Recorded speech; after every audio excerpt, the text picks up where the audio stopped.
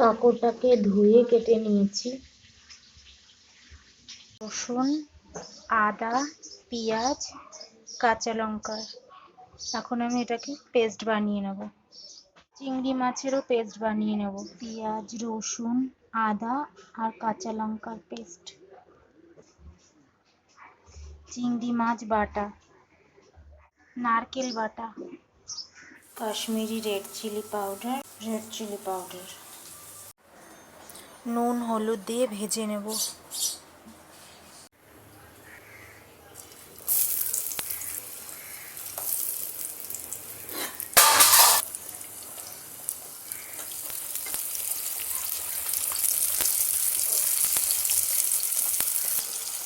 এরকম দুপাশ ভেজে নিতে হবে। মাছ বাটাটা ভেজে তুলে নেব।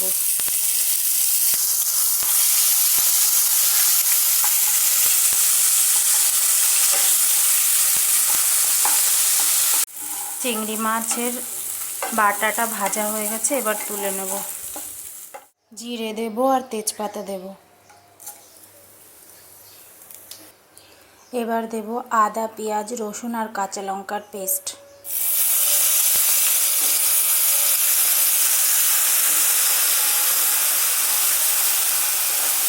এই পেস্টটা যখন গোল্ডেন ব্রাউন হয়ে যাবে তখন আমরা অন্য মশলাগুলো এর মধ্যে দিয়ে দেব।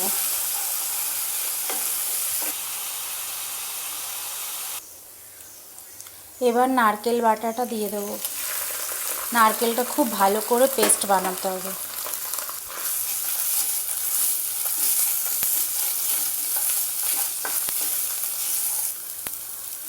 হলুদ, শুকনো লঙ্কার গুঁড়ো, কাশ্মীরি লঙ্কার গুঁড়ো, সামান্য একটু জল দেব মশলাটা কষানোর জন্য, লবণ দেব,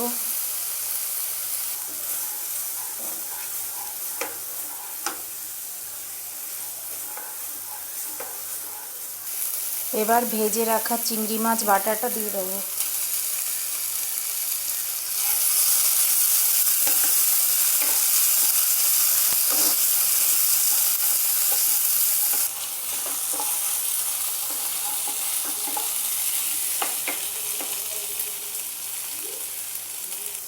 মশলা কষানো হয়ে গেছে, এবার গ্রেভির জন্য জল দেব।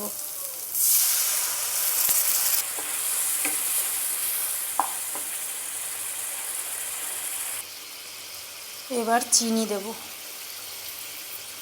আপনারা চিনি পরিমাণ মতো দেবেন।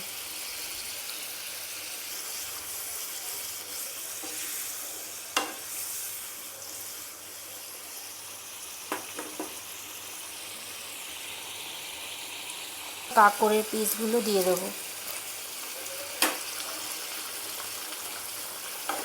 কিছুক্ষণ ঢাকা দিয়ে রাখতে হবে। কিছু কিছু মোটা পিস আছে, ওগুলো ঠিকঠাক সিদ্ধ হয়নি।